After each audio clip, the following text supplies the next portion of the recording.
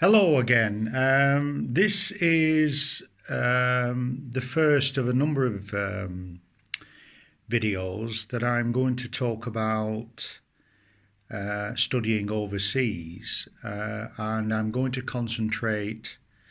This video is about the UK.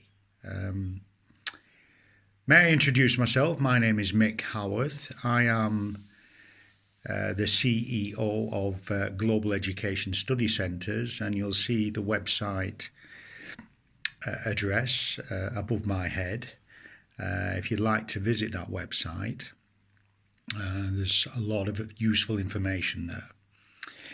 Now, many students from different countries want to apply to come to the United Kingdom to study.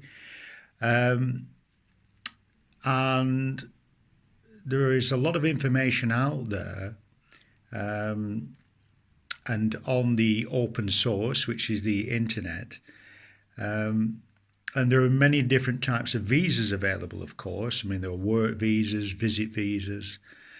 But the interest on this particular video is on student visas. Okay, and this is for the United Kingdom. Now, the United Kingdom is 4 countries. It's England, Northern Ireland, Wales and Scotland. So if you're applying to any of those countries, they are the United Kingdom. And there are different types of student visas. You have what's called a Tier 4 General Student Visa. And within those regulations, there are also child student visas and short-term study visas. But I'm going to concentrate on the general student visa. Now, this all comes and costs money, of course, and it's an online process. And above my head now is the website where you make the application. Now, of course, I myself and my business, we can do applications on behalf of students, and we've been doing this for a long time now.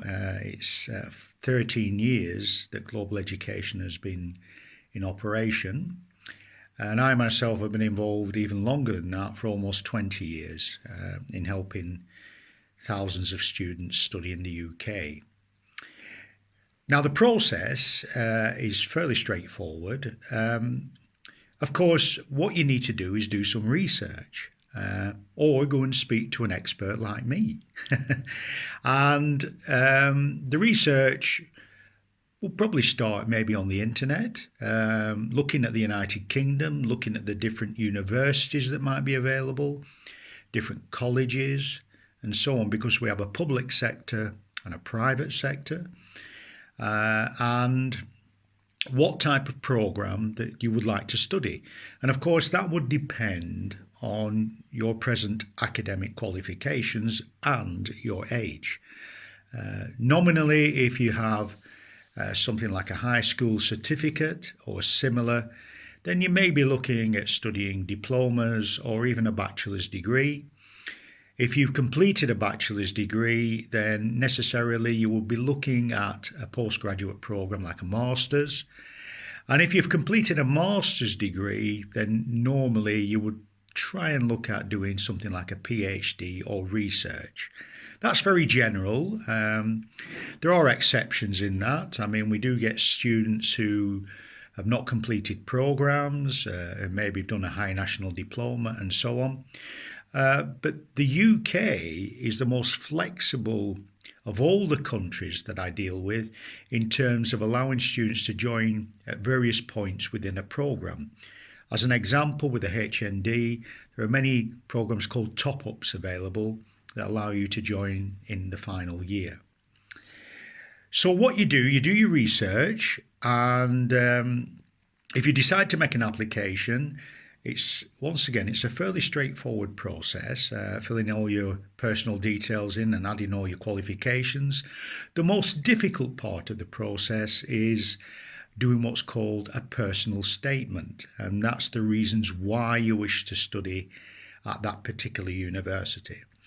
And there are many examples online, and myself, I often will help students do the personal statement, and it's one of the services that we offer if a student is really struggling to do a good quality personal statement. It's not unusual, and usually you would expect to write around 500 words within the application on your personal statement of the reasons why you wish to study at that particular university or college and choosing the program that you've chosen.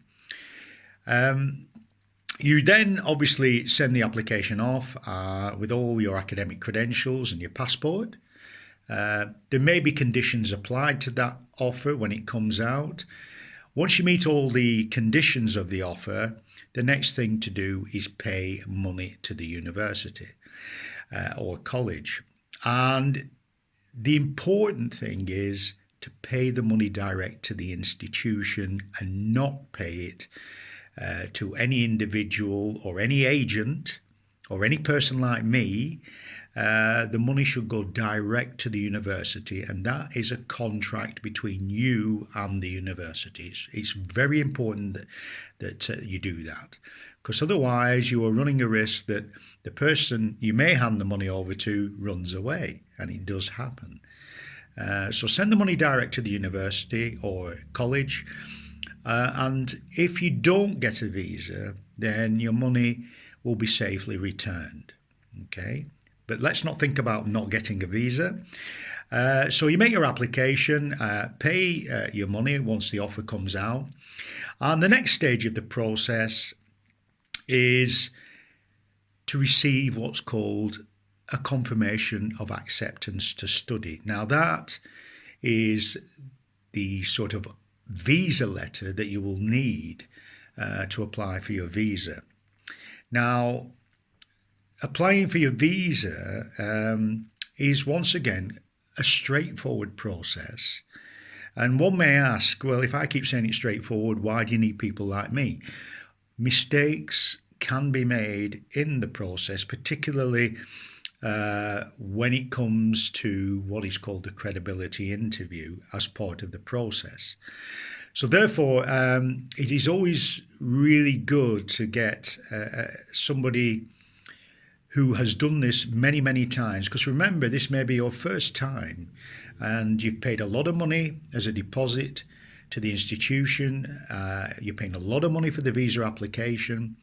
Why risk not filling the form in correctly and being rejected on the fact that your form is not filled in correctly? So it is straightforward, but straightforward in the sense if you've done it many times. Now, once you complete that form online, and the website address is above me, what you do, you create an account and go in and put all your details in, and then obviously you send it through the system and wait. Now, you can pay for priority services. For instance, in the UK now, there's one called Super Priority, and they will sort of give you a result or contact you within 24 to 48 hours. They don't always issue the visa within that time frame, but if everything is in order and there is no problem, quite often they will issue the visa within 24 hours without necessarily doing a credibility interview. Now, the credibility interview was introduced around 2 years after Tier 4 was introduced, and it then made the system subjective. By that I mean that a visa officer can interview you, and if in the visa officer's opinion that they don't consider you a genuine student, they will refuse. Now that is a subjective decision, and it's based on your answers or the documents that you supply for the visa application. Now, the credibility interviews have become more and more difficult, particularly during the year of 2018. And they're actually now asking for information even about your family, maybe about your parents, about your siblings, and so on. Now, this is certainly an area where you do need help and advice from an expert.